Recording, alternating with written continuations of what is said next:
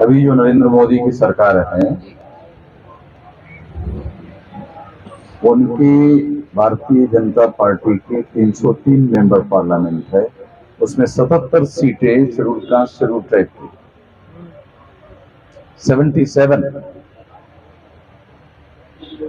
अगर 303 में से 77 सीटें माइनस कर दो तो सरकार अल्पमत में आती है।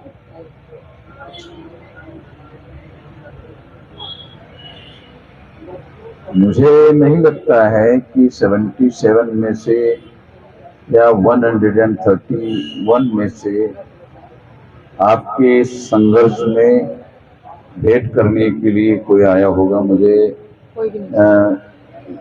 रितु सिंह जी का कहना है कि कोई नहीं आया।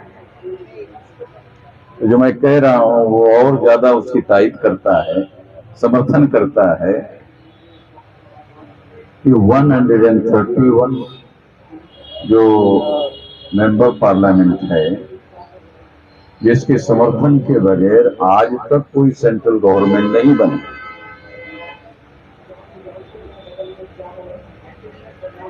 तो वो रिप्रेजेंटेटिव यदि हमारे होते, वो हमारे नहीं है। बाबा साहब अम्बेडकर का ये कहना है और इसीलिए ये लड़ाई वो राउंड टेबल कॉन्फ्रेंस में लेकर गए थे और तमाम अंग्रेज लोगों के सामने अपने केस को उन्होंने पुटअप किया था। और राउंड टेबल कॉन्फ्रेंस के वहां के लोगों ने, वहां के प्रधानमंत्री ने, सरकार ने जो कम्युनल अवार्ड डिक्लेयर हुआ 17 अगस्त 1932 को, उसमें बाबा साहब अम्बेडकर की बात को स्वीकार किया गया कि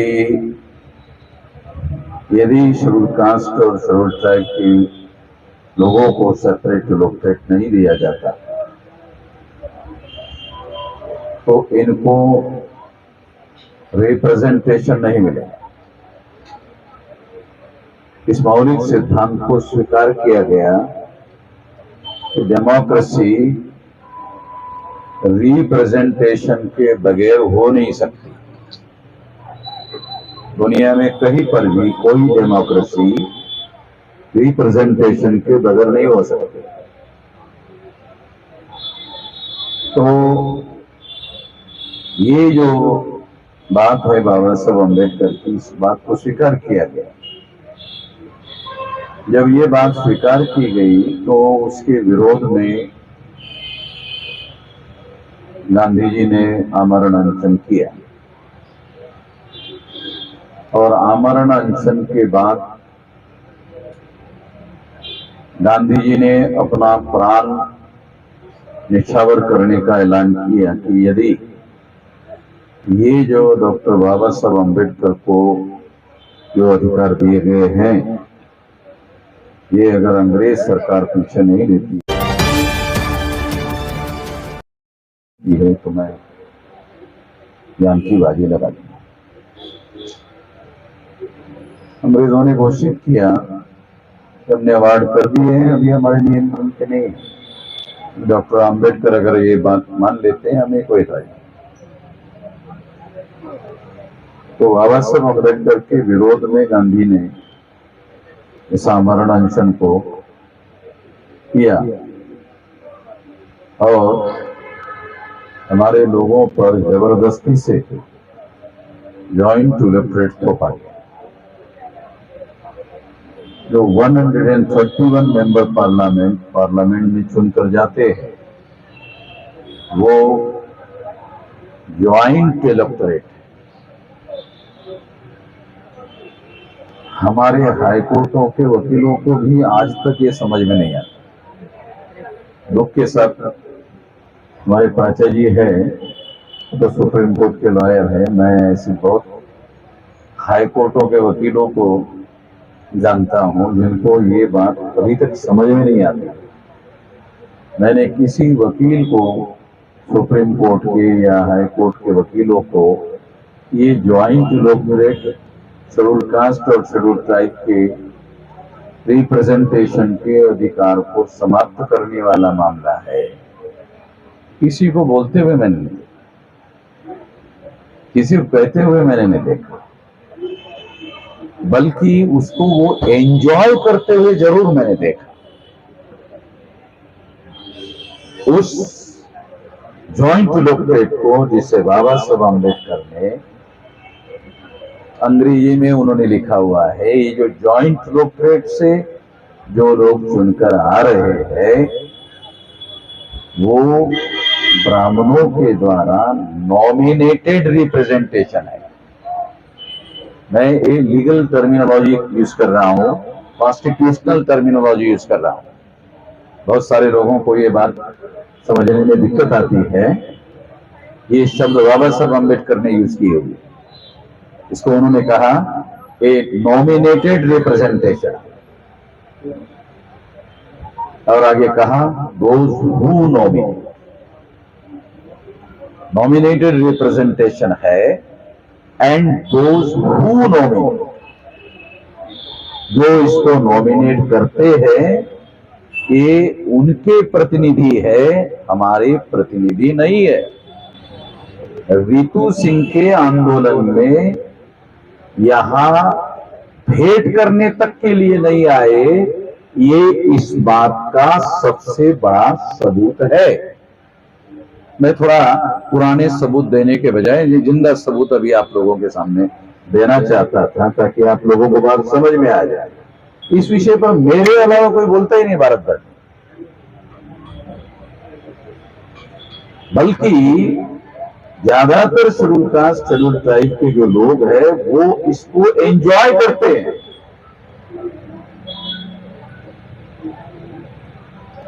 मतलब उसके लिए कांग्रेस से टिकट मांगते हैं, बीजेपी से टिकट मांगते हैं, फिर उस टिकट पर चुनाव जीतते हैं, फिर जीत करके पार्लियामेंट में जाते हैं और 5 साल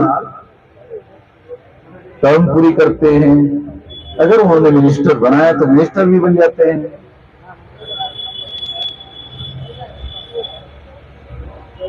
तो एंजॉय करते हैं।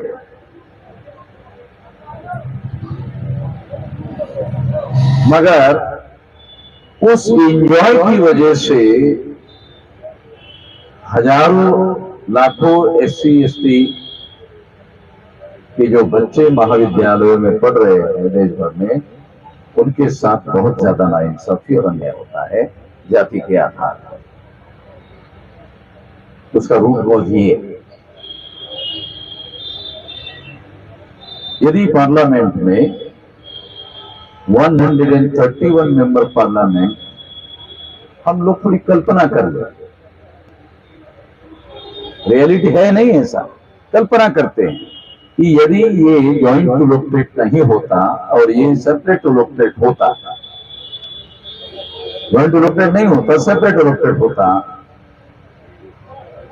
तो आजाद भारत की कोई भी सरकार शेड्यूल कास्ट और शेड्यूल ट्राइब के समर्थन के बगैर ही नहीं बनती। तो थोड़ा आपको कल्पना करने के लिए बोल रहा हूं, है नहीं ये रियलिटी। मगर यदि ए सेपरेट इलेक्टोरेट ही होता तो सेंट्रल की कोई भी गवर्नमेंट 1952 से ऑनवर्ड कोई भी सरकार शेड्यूल कास्ट शेड्यूल ट्राइब के समर्थन के बगैर बनती ही नहीं। तो आप अंदाजा लगाओ कितनी बड़ी पावर हमारे लोगों के नियंत्रण में होती। सेंट्रल गवर्नमेंट को हम हमारे सपोर्ट से बनाते हैं, और अगर ऐसा होता तो फिर हम लोग वही चांसलर भी नॉमिनेट कर देते। आप समझ रहे हैं? आपको थोड़ा सा ज्यादा समझाने की कोशिश इसलिए कर रहा हूं क्योंकि फिर आपके दिमाग में किसी प्रकार का सोचने के लिए मैं मौका नहीं देना चाहता। मैं वही बता देना चाहता हूं कि फिर हम लोग वाइस चांसलर भी नॉमिनेट करते हैं, हम लोग उन कमेटियों को भी नॉमिनेट करते जो शेड्यूल कास्ट शेड्यूल ट्राइब के हाईली एजुकेटेड लोगों को लेक्चरर और प्रोफेसर बनाने के लिए सिलेक्ट करते, वो कमेटियां भी हम बनाते।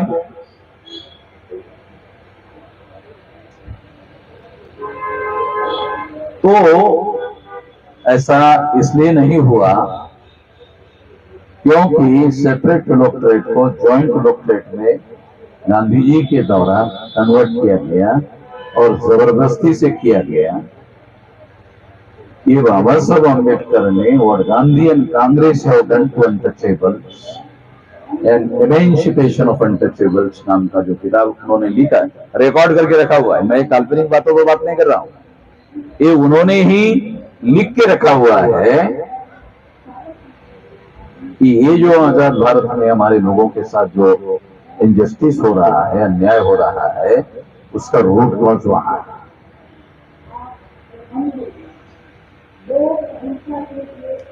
उससे आगे वाली बात,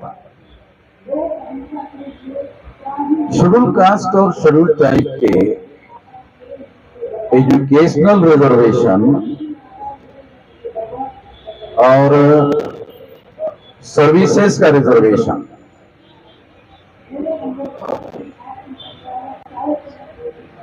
और तीसरा है पॉलिटिकल रिजर्वेशन,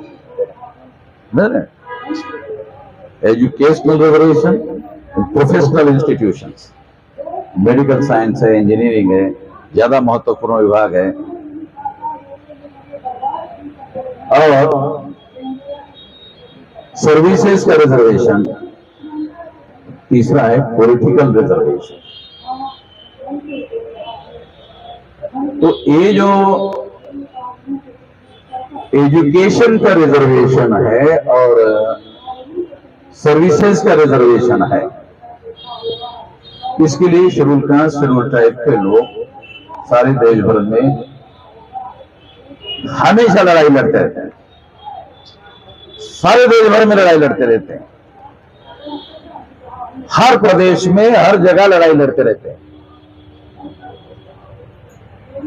मैं एक सवाल पूछना चाहता हूं कि पॉलिटिकल रिजर्वेशन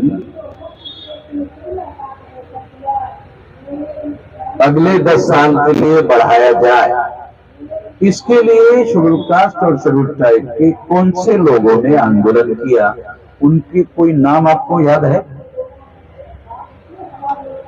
कोई बता सकता है? बहुत माइक्रो बात आपको बता रहा, कोई भी बताने वाला नहीं है जो मैं बता रहा हूं।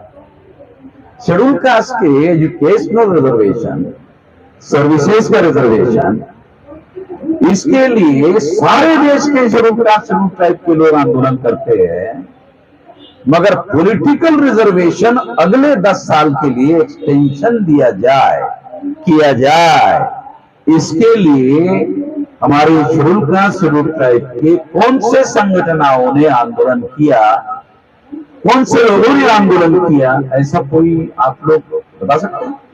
है कोई नाम आप लोगों के नोटिस में, आपके रिकॉर्ड में?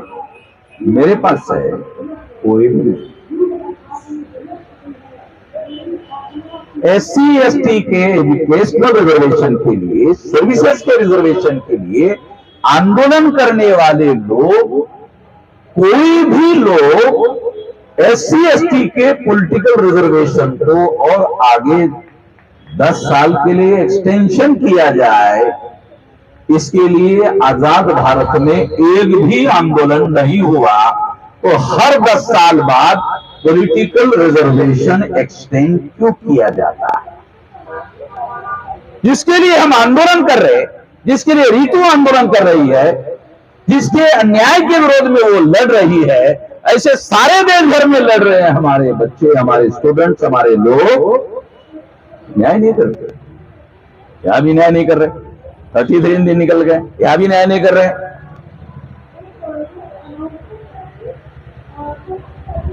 मगर जिसके लिए जो पॉलिटिकल रिजर्वेशन है, जिसके लिए भारत में कोई SC ST का आदमी आंदोलन ही नहीं कर रहा है, वो और 10 साल के लिए उसको एक्सटेंशन किया जाता है। हमारी मांग नहीं है, हमारे समाज की मांग नहीं है, क्योंकि पॉलिटिकल रिजर्वेशन तो 10 साल के लिए होता है। एजुकेशनल रिजर्वेशन 10 साल के लिए है, कितने लोगों को पता है कि नहीं, ये नहीं है। सर्विसेज का रिजर्वेशन 10 साल के लिए है, कितने लोगों को पता है कि ये 10 साल के लिए नहीं है। ये कॉन्स्टिट्यूशन के आर्टिकल को पढ़ो। मैं सुप्रीम कोर्ट के लॉयर प्राचार्य जी के सामने बोल रहा हूं, मैं भी ये सारी बातें बहुत बारीकी से जानता हूं। जो पॉलिटिकल रिजर्वेशन के आर्टिकल है उसे आप देखो, पढ़ो, यहां से जाने के बाद पढ़ लेना। उसमें केवल पॉलिटिकल रिजर्वेशन के लिए 10 साल के एक्सटेंशन की प्रावधान है। सर्विसेज के रिजर्वेशन के लिए और एजुकेशन के रिजर्वेशन के लिए कहीं पर भी कोई 10 साल का बाइंडिंग नहीं है। केवल पॉलिटिकल रिजर्वेशन के लिए 10 साल का बंधन है और हर 10 साल बाद उसको पार्लियामेंट में लाया जाता है, फिर पास किया जाता है। हमारे किसी भी व्यक्ति की डिमांड नहीं है, हमारे किसी समूह की डिमांड नहीं है।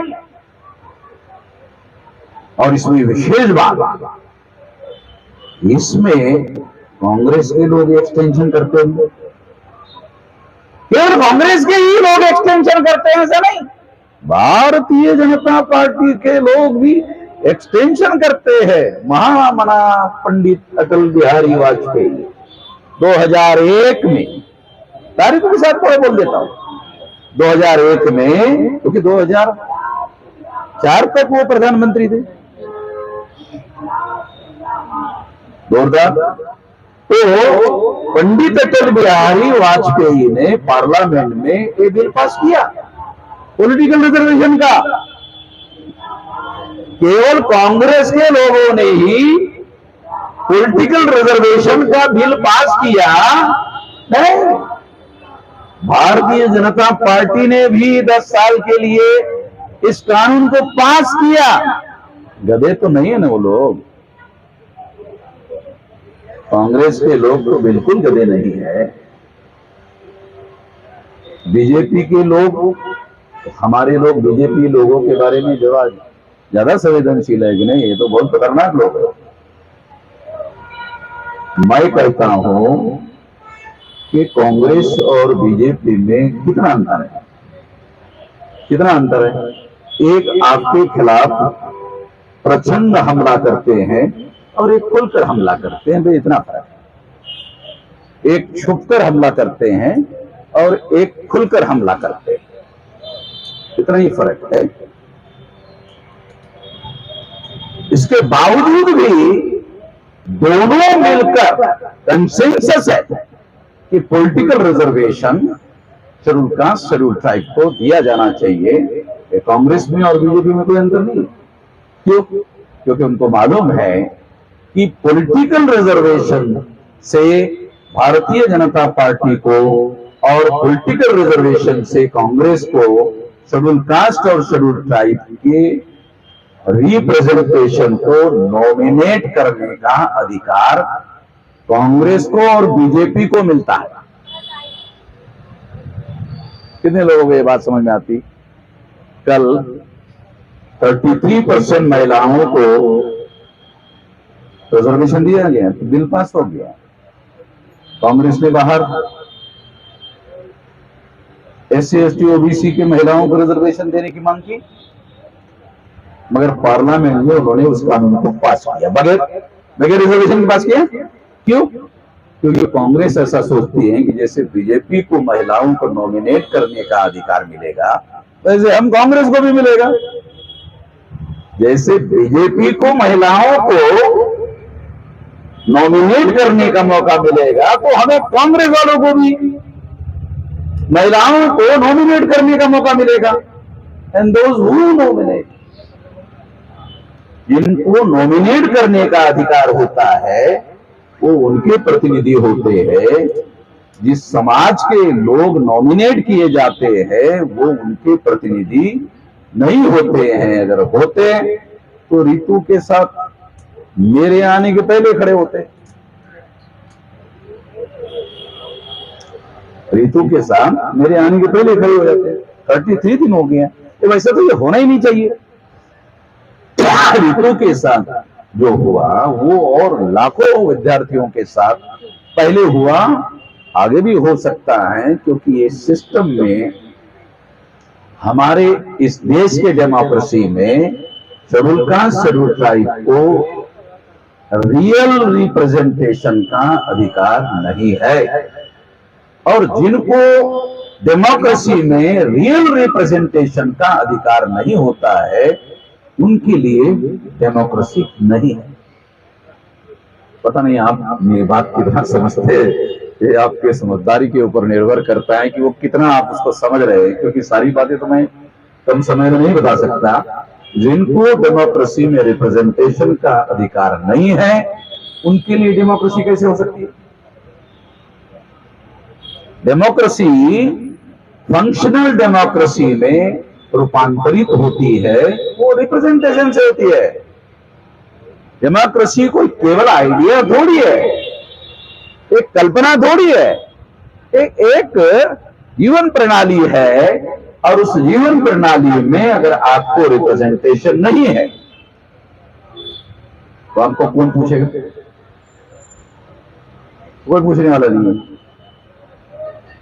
पार्लियामेंट में तमाम ऐसे कानून पास किए जाते हैं, शेड्यूल कास्ट शेड्यूल ट्राइब के एमपी को कोई पार्टी वाले पूछते ही नहीं। कभी कभी शेड्यूल कास्ट शेड्यूल ट्राइब के एमपी पार्लियामेंट में बोलते हैं, वो पार्टी वाले उनको जो लिख कर देते हैं वो पार्लियामेंट में वाचन कर देते हैं। तो इसलिए मैंने कुछ आपको ज्यादा ही बोल दिया, क्योंकि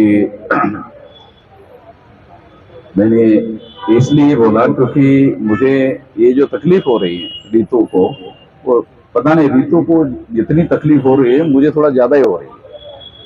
मुझे अंदर से ज्यादा तकलीफ हो रही है। मेरी आवाज इसलिए मैं ज्यादा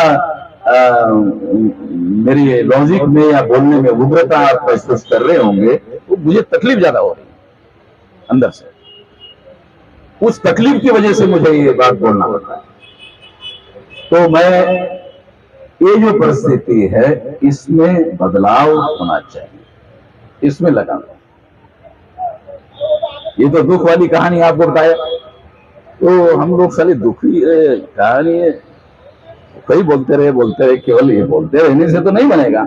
इस दुखड़े के हालात को बदलना होगा, और बदलने के लिए संगठित शक्ति का उपयोग करना होगा। और कोई उपाय तो है नहीं। संविधान के आर्टिकल 19 के तहत संगठन बनाने का, प्रचार करने का, प्रसार करने का, अपनी विचारधारा का प्रचार प्रसार करने का जो मौलिक अधिकार है, आर्टिकल 19 केवल अधिकार नहीं है, एक मौलिक अधिकार है। और तमाम मौलिक अधिकार है संविधान में, मगर संगठित शक्ति के बगैर दूसरे मौलिक अधिकार केवल कागजी अधिकार है। अगर संगठन आपके पास है तो दूसरे मौलिक अधिकारों में प्राण लाया जा सकता है। इसलिए आर्टिकल 19 तमाम मौलिक अधिकारों में सबसे बड़ा मौलिक अधिकार है, जिसके तहत हम लोग प्रचार कर सकते हैं, प्रसार कर सकते हैं, अपनी विचारधारा के आधार पर संगठन का निर्माण कर सकते हैं, और उसके आधार पर संगठित शक्ति का निर्माण कर सकते हैं, और उस संगठित शक्ति का उपयोग और प्रयोग परिवर्तन के लिए, बदलाव के लिए कर सकते हैं। तो हम लोग बदलाव करने के लिए भी लगे हुए हैं। केवल दुखड़ा रोने का, केवल रोते ही रहने का, ये तो कोई उपाय नहीं है। अगर मान लो समस्या का समाधान रोने से हो जाता तो मैं लाउड स्पीकर लगाकर चौराहे पर ज्यादा जोर से रोता, इसलिए रोता, समाधान हो जाता। भाई थोड़ा सा ज्यादा जोर से रोऊंगा तो समाधान हो जाएगा, पर रोने से समाधान होता नहीं। इसलिए संगठित शक्ति के बल पर बदलाव करना होगा। तो इस काम में हम लोग लगे हुए हैं। मैं केवल आपको नहीं बता रहा हूं, मैं अपने लिए भी लागू कर रहा हूं।